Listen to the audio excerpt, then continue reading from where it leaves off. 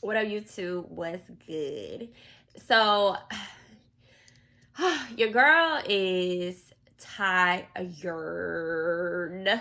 but we gonna get this done today. I just recorded some stuff for a surprise that's coming, and I started getting into my head a little bit about the meet and greet. Is everything planned out? You know, people are showing up, tickets are being sold, and you start to be like, oh my gosh. And you really start to be like, oh snap, people really F with you. And it's just like, oh, this is, and then the fear kicks in. And I was just like, oh my goodness, no, we're not going to go through this. I felt it coming and I was like, you are being checked right here in this moment. And we are not going to stop. Okay. And cool thing, check this out.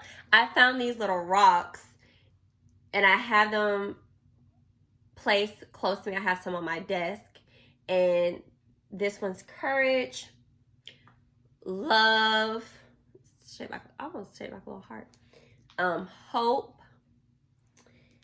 peace, strength, believe, and faith.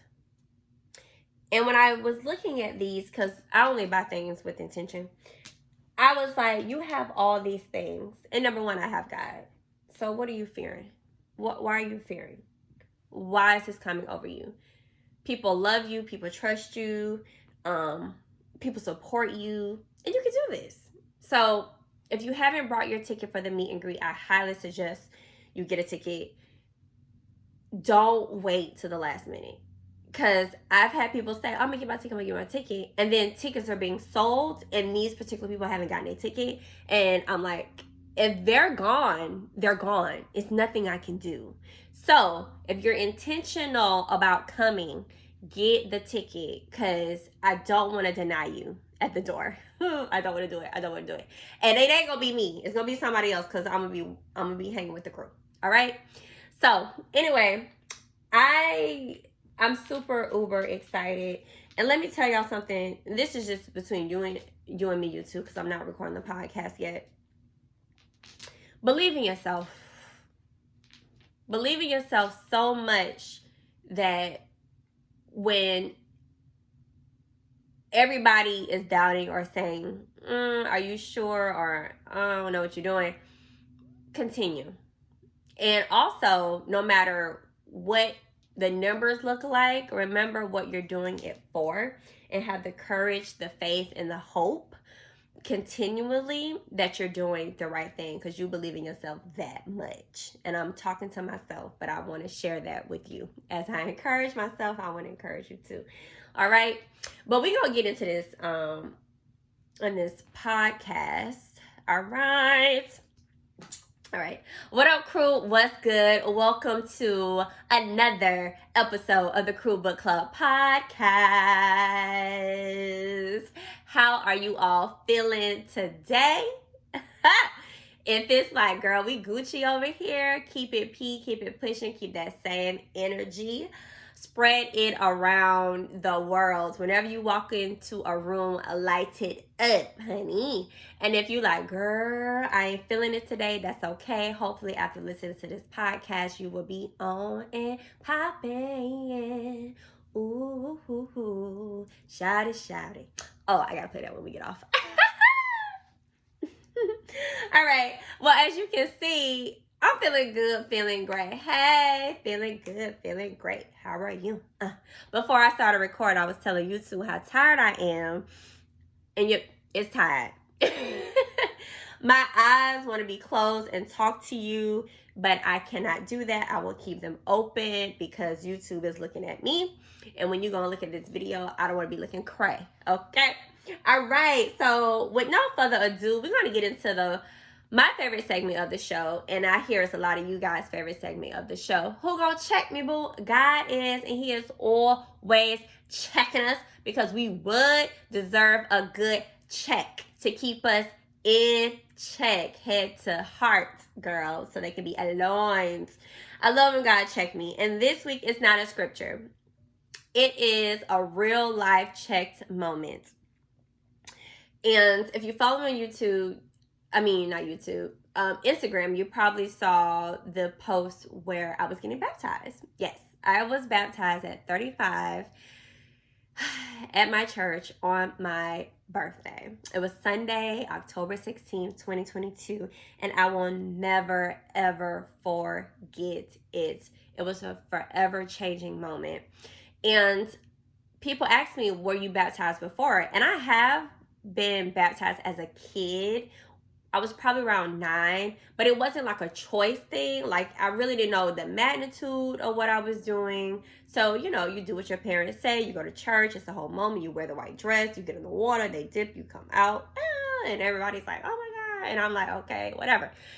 And this time, I knew exactly what I was doing. It hit. Whoo! It hit. And I'm gonna back it up a little bit. It really wasn't like I knew I wanted to get baptized on my birthday. It came to me in little nuggets though.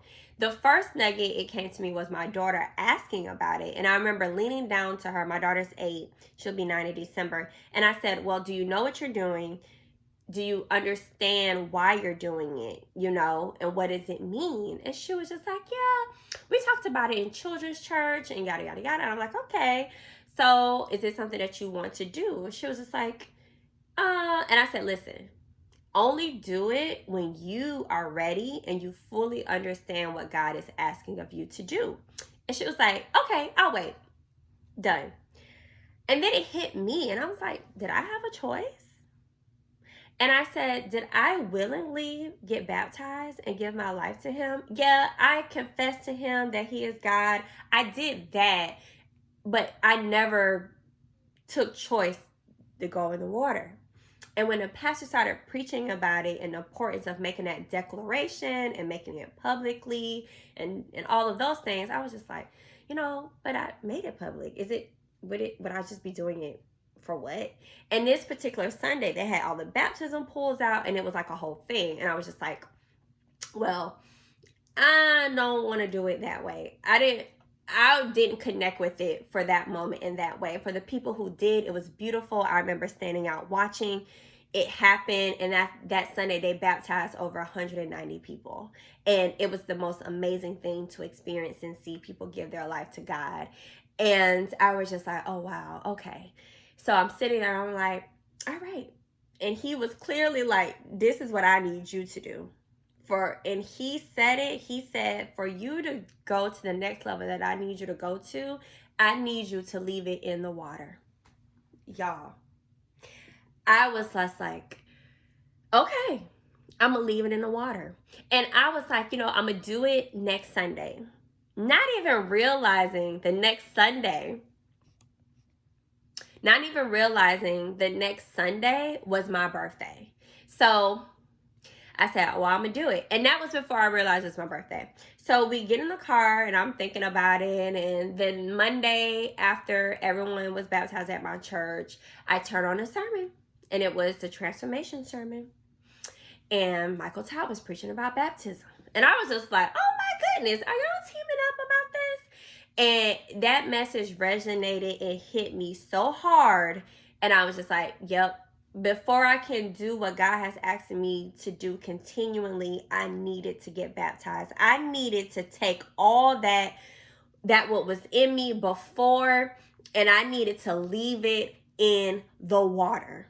Okay, so that Sunday I wake up and I'm like, okay, I'm getting baptized. It's my birthday. It's a gift that there's no gift that I could have got that day that could have trumped what I experienced. So I go to church, the sermon is good, I walk out, and then all of a sudden this like nervousness and my body is like, okay, you're doing this. And I literally started shaking on the inside. So I go in this tent to change my clothes to get into the water. I step into the water and I'm like, okay, God, we're doing this. I'm talking to him. He's talking to me. And then the gentlemen, they're praying over me, asking me, do I understand what's happening and what I'm doing? And I'm like, yes. And he says, how powerful does it feel? And I said, oh, this feels so good. And I'm crying a little bit. And I hold my nose.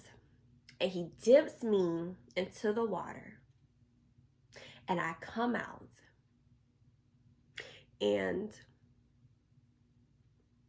I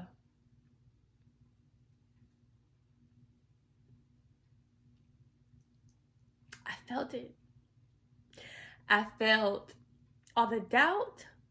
I felt all the insecurity. I felt all the questioning. I felt all the temptation, it was just like it literally fell off of me, and I left it in the water. I left it. Whatever it was left. And he comes up, and the gentleman puts his hand on my head, and you can go watch the clip on our Instagram at the Crew Book Club. And he's praying, and he says, let God bless you and use your influence. And I was just like, Lord, because he doesn't know that I'm recording these podcasts. He doesn't know that I'm doing this stuff on YouTube. Like, this guy doesn't know. God knows. But this gentleman, he's just saying, and I felt like that was literally God. Like, you're doing exactly what I need you to do. And you're going to continue to do this no matter what. And I was just like, God, ain't no question. I got you. You got me. You can trust me I can trust you with my life, and you can trust me with the assignment. That's what I felt. I felt like all of what I was concerned about died. I laid my life down. I buried all of what Sade wanted. And I was like, God, whatever you want, that's what I'm going to do. And no, we're not perfect. Will I fall short? Yes. You know what I'm saying? That's human nature. The difference is I can fully say, like I've always said, my life is not my life. It's completely his, and there's no questions to that.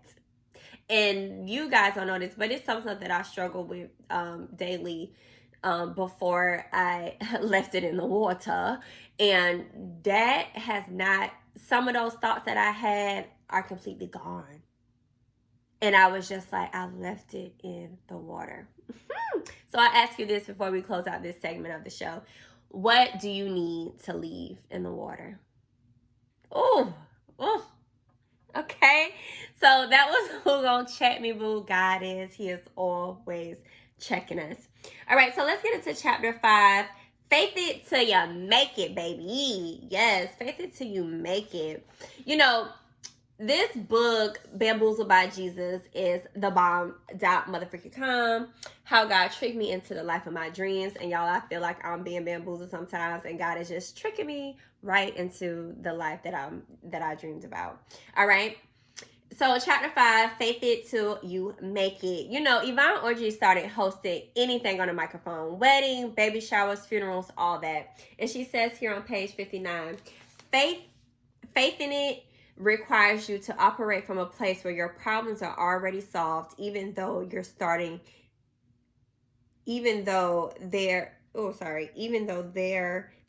you dead in the face. Faith in it requires you to operate from a place where your problems are already solved, even though they're staring you dead in the face.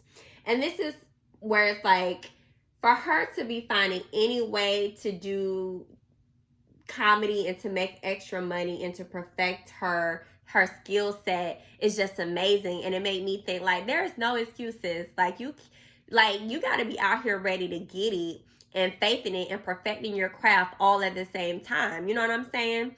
And I really like how she even just started out to let you know she was willing to do anything to make some extra money doing comedy and honing on her skill. And so then when the opportunity comes, she ready. Okay. You know, in this particular chapter, she tells a story about attending a comedy club and how the host announced that he needed a replacement for the week. And some established comics that were there, nobody was jumping and raised their hand. You know, people be in their own way. And she was like, you know what? I'm going to take it. I'm going to do it. So she raised her hand and she ended up doing it. And mind y'all, she had absolutely no experience. And the thing is, that's the essence of faithing it. On page 60, it says, faithing it until you make it. It requires you to jump in head first, knowing you can't swim, but trusting that God will provide a life raft. I named the show Mama, I Made It, also known as Mimi. Working as a temp at the time, I used the leftover money to buy amplifier, lights, and all the other fixing to make it feel like a real comedy club experience. Mind y'all, she's hosting during the week. And then she says here, were there nights I felt like canceling the show because I was too tired to muster up the strength or to laugh? Absolutely. In the beginning, it was discouraging that after giving my all, we still only had 3 people in the audience. But rising to the challenge of running Mimi prepared me to spearhead her very own multi-city Lagos tour. And let me tell y'all, this just hit me again, because hosting the meet and greet, I was just like, oh my God, like only this amount of people had brought tickets. And then I recharged myself by talking. This is why your tribe is so important. By talking to my cousin, she was just like, well, do this, try this. And literally, time I did something she said, tickets went up. And it was people that I didn't even expect was coming. And it's so funny, the people that you expect the most, it don't always be them. It be the people that you expect the least. And I'm just so excited about this meet and greet. So if you haven't gotten your tickets yet, get your tickets. The link is in the show notes. The link is in the bio. It's easy to find. It's also on Eventbrite. You can type in the Crew Book Club. You can't miss it. All right. And this just showed me, and she had 3 people showing up, and she was doing the most. Because, girl, you got to do the most sometimes just so you can be ready, so you ain't got to get ready, okay? All right. It says here, not only did Mimi help me grow as a performer, it also positioned me to meet a slew of talent comics who've gone on to achieve tremendous success. That's another thing, like being in that space, and imagine the people that she met and the relationships that she built being in the space, doing the most minuscule the things they thought were minuscule, put her in a position to meet some of the most successful people today. It says here on page 61, some of your biggest blessings won't appear like the bright, glistering Krispy Kreme hot sign. They'll come wrapped as a beautiful burden. They'll look like a hurdle, feel like a chore, and will probably come at the most inappropriate time. So true. And it makes you think, like, what are you minimizing and won't do because it's grunt work you think you too good to do? Okay? Sometimes we tend to alter, oh, I'm too good for this and too good for that, instead of focus on just being in the room. Because you can get noticed just being in the room. I remember when I worked at Nordstrom, I was a coordinator for a stylist, and they used to have like owners of fashion brands come in, and I was the little person in the room, in a sense, right? And, you know, I was part of putting the furniture the right way, sweeping up the dust, wiping things down. And the guy was like, do you want a job in San Francisco? I denied it. I don't know why I should have took the risk. But having a child, it keeps you kind of locked down sometimes. That's a whole nother topic. And I didn't take the risk of moving to San Fran. But the fact that this owner of this huge company noticed a girl sweeping up the dust with a Swiffer rag. Because they were all like, oh, we don't have a dust vacuum. And I was like, well, we just grab the Swiffer that pick up the dust. And I was noticed. So sometimes don't minimize the grunt work, because that could be the one thing that gets you in front of who you need to be in front of. All right. On page 63, it says, I can't call how long you're going to need to be believing before you see your blessing, but I can tell you that there's no such thing as an overnight success. It took me 7 years to be discovered. I learned in that season is that success is created when your strife has been perfected, but your struggle are a gift. The kind of pressure forces our faith life into the open and exposes its true colors. We actually would be doing ourselves a disservice to quit prematurely in the middle of tough times. Our job is to let patience marinate in us so we won't become half-baked in faith. That's a bar. Our job is to let patience marinate us so we don't become half-baked in faith. What if God gave us something too premature? Would you really be ready? I would rather you keep me in there so I'm good and ready. Kind of like croissants. You keeping it just enough, but not too long where they're still soft and goldy. I need that. And I'll take the time to get there. On page 65, it says, it's certainly been a process, but I've learned that when you rush the process or don't trust the roller coaster, when you give up too soon or refuse to even try, we choke the umbilical cord attached to our purpose and ultimately destroy, delay, or downgrade our destinies. Baby, I would rather wait for the right time, do the work, before I go back and downgrade for what? I ain't got time for that. You don't have time for that. You really don't. You know, a lot of times when you rush to do something, you're not giving your best. You know what I'm saying? I'm a procrastinator. I do my best work at the last minute. If your best work is that at the last minute, imagine what you did if you actually planned the time and perfected it. Oh, okay. That was really good. That was chapter 5, Faith It Till You Make It. And I like how she has this quote at the end of it. It says, don't confuse a delay with a denial. Okay? Don't confuse it, y'all. It may not be a right now. It's just a hold on. Get your stuff together. Let me make sure you're doing the work so you can be prepared and ready.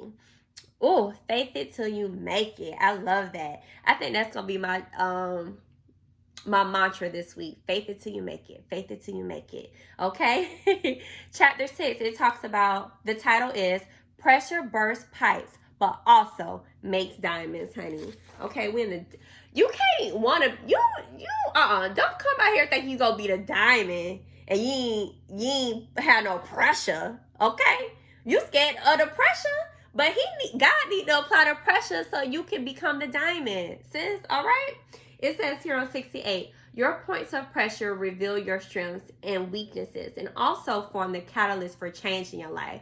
To make a diamond form carbon atoms, you need 3 essential ingredients: heat, time, and pressure. When the heat gets turned up and the pressure piles on, only time will tell you if you'll panic and crumble and rise above the mayhem to shine bright like a diamond.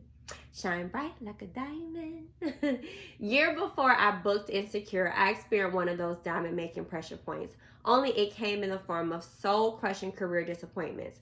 There was a production company who approached me with the prospect of hosting my own talk show. It was in a time where I was barely surviving from gig to gig, so the potential income I stood to gain from this opportunity would be a game changer.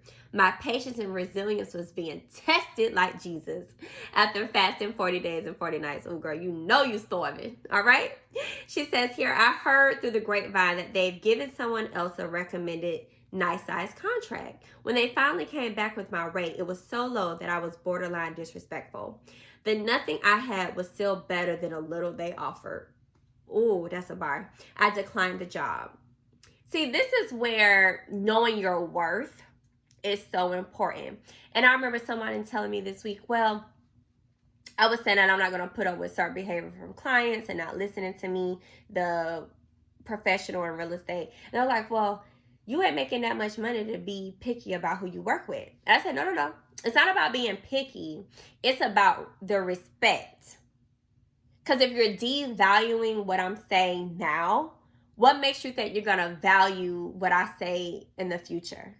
And I felt like she understood, like, if you're willing to give somebody else that, but you're not valuing me at that, then we got a problem. And I'm not saying that we don't know if the person had more experience or why they was chosen. At the same time, you have to know what you're worth and what your value is. And if something isn't sitting right with you, you got to be willing to decline the job. And that's exactly what she did. Because what we don't want is to take something where we know we're worth more, and then we're going to have resentment, and then we don't know what can come of that. And then now you're going back to what we talked about in chapter 5, delaying, messing it up, delaying it instead of just chilling and declining it and moving forward with something else. But listen here, she says, the setback nearly took me out and almost had me giving up. Almost. She didn't give up. it was an almost.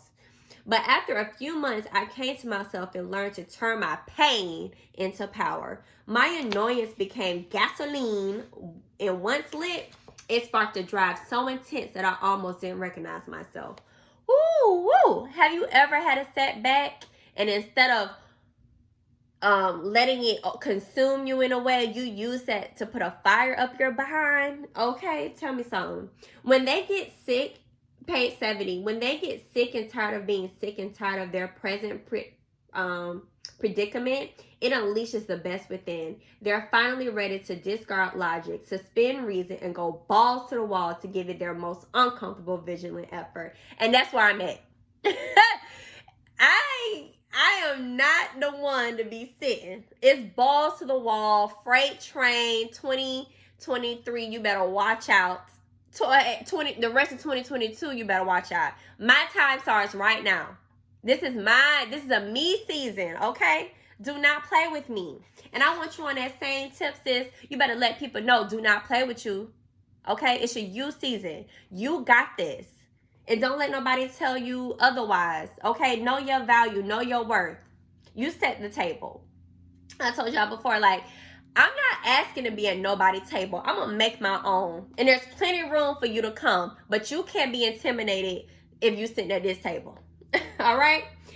On page 72, she says here, we're meant to be refined by our fires, not overtaken by them. The flames aren't a punishment. They're a rite of passage. Some challenges are nothing more than limits tests to see if we'll emerge more damaged or more brilliant than before. Are you going to emerge more brilliant, or are you going to be more damaged? This is where choice comes in. And you have the choice. This is nobody else's choice but yours, okay? You have to have that much control and that much boldness over yourself to get through and accept it and move forward to be more brilliant. All right? On page 73, she says, resist the urge to quit. Don't stop short of your miracle just because the world applied a little pressure. Push back, keep rising above the discomfort, and keep believing that this too shall pass. Pretty soon, you'll be so refined that folks will be blinded by all your shine. Okay? Shining, shining, shining, shining, yeah. All of that money. All right. That was chapter 5. That was chapter 6, pressure burst pipes, but also makes diamonds. And we are in the business of making diamonds. We're going to end that right here this week because we're going to get into the building part 2 of the book next week. Now that we understand that the burden is disguised as duty and destiny, we're going to learn how to build on that so we can take our pressure into diamonds. All right? All right, let's get into the challenge of the week. The challenge of the week is faith it this week. We're going to be faithing it this week. Just like she said in the book about faithing it. She says, what she say? Let me remind y'all real quick. She say, where's my notes? She says, faithing it requires you to operate from a place where your problems are already solved, even though they're staring you dead in the face. Okay, so we're operating on that vibe. So this week, I want you to faith it till you make it. I'm lying. That ain't right. Not faith it till you make it. I want you to faith it. It's so easy to say faith it till you make it. But yes, I want you to faith it till you make it. Okay. So keep on faithing it and do that. So do something solely based on faithing it. I don't even think faithing it a word, child, but do something solely based on faithing it. Don't try to make sense of it all. Don't overthink it, and don't minimize it. Okay? And this is where I still feel like I need to say this. Being in God's presence will let you understand what you need to be faithing it and what you need to be letting go in. Okay? So do understand it. So your challenge of the week is faith it this week. I need you to be out here faithing it. All right? Now listen, if you're struggling with faithing it or you're not sure what that looks like and you too caught up in your mind and your head, you need to find a way to release. One of the ways that I find helpful to release and talk it out is therapy. And y'all already know I have the hookup for you. I got the hookup. Holla if you hear me. It's a sponsorship with BetterHelp.com where you can get 10% off your first month of professional therapy. That's BetterHelp.com/crewlove. The link will be in the show notes. I can't tell y'all how much is God in therapy for me. It keeps me on point. Okay? Couldn't do it without. I couldn't do life without God in therapy. I ain't even gonna lie to you. Once I discovered therapy and had my own experience, and I have a Christian-based therapist, it's the best thing because I can talk to her from a spiritual perspective, but she can also check me and relate to me and understand and help guide me from a mental perspective. All right? God made doctors for a reason. Utilize them. All right. So let's get into some Ask Advice. What would the crew do? Hey, the crew, you can DM, you can email at thecrewbookclub@gmail.com. Anywhere we're on social media, I will get your Ask Advice questions, okay? This one was actually DM'd to me. It says, there is a recession and I want to risk quitting my job to start my own business. What would be your best advice to start? Okay. It is a risk, quitting your job. And I want to make sure, do you have a plan? Do you have a plan in place? Do you have money set aside? Do you have money saved? I know some people say, oh, save at least 6 months. But the way inflation is and the way our society is set up, and you got to think about your lifestyle, I would say save a year, to be honest, because you just want to make sure you're straight. Because there's going to be costs and things, and you still want to have a life outside of building your business. So I recommend a year of savings before you quit a job, if that's what you really need to do. Now, before you quit, I don't even recommend quitting. I recommend the business making money before you quit your regular job. Okay? But if you feel like you need to quit, save a year. And also do an expense plan for what it may cost to run your business and your lifestyle. So that's important. I'm not no business guru. I'm just saying from experience, I would recommend you have a cushion. Okay? A cushion for the operational part of your business and a cushion for your lifestyle if you have to quit. Now, I would say use your job money to build your entrepreneurial business before you even decide to quit. Because I feel like you're gonna need systems in place. You need to make sure your licenses or whatever you need to be in business is in place. And that regular day job that you have, use that money to pay for those things. Because this stuff ain't cheap. Okay, it ain't cheap to upstart the correct way. I don't know if you need to trademark things or anything like that, but my best advice is before you risk quitting your job in this recession, first you need to have a plan. You need to have savings. And if you can, reevaluate quitting your regular job first. Build your business while you work your job. And I know I don't have time for that. It's so much. If I these same 40 hours I'm putting in over here, I could be putting it in over here. But if, baby, you're not putting in 2 hours minimum a day after you get off work, what makes you think you could dedicate your whole day to your business if you just quit today? Okay? So my best advice would be work on your business plan and start saving using the money from your regular job that you're working now. Make sure all your systems and licenses and your paperwork is right. Then start working your own business, minimum 2 hours a day after you get off work, just to start set and training your mind before you quit your job. Okay? There's some things I have coming in the future for people who are balancing that, because I've been there, but I also have an amazing husband who can take care of me too. So I have an advantage there. The thing is, even though I have him, I still have to get myself up and going, because I've been in a space where I wasn't working and taking care of our daughter, but I was waking up watching Wendy Williams every morning and lollygagging, cleaning up and getting pedicures every now and then instead of actually doing the work. So even if you're a woman who is comfort or taken care of, quote unquote, I say that very loosely, you still need to have your time managed and things in place for your business. But that's a whole nother subject. Just know, if you have a job, you have to learn how to use that job money to fund your business before you even quit. All right. I hope that advice helped in some form or fashion. If you have a more detailed thing about your business that you need help, I don't mind asking those questions as well, because your girl over here is a dual entrepreneur and it ain't easy. The thing is, I would rather you do it the right way instead of just out here start making money and not have your paperwork in order. And that stuff costs money. It ain't cheap. All right. So that was What Would the Crew Do? Ask advice. Now let's get into the quote of the week, because I cannot let you leave without a quote of the week, honey. The quote of the week comes from our author, Bamboozled by Jesus, Yvonne Orji. God will offer unlimited provisions when I display unparalleled faith.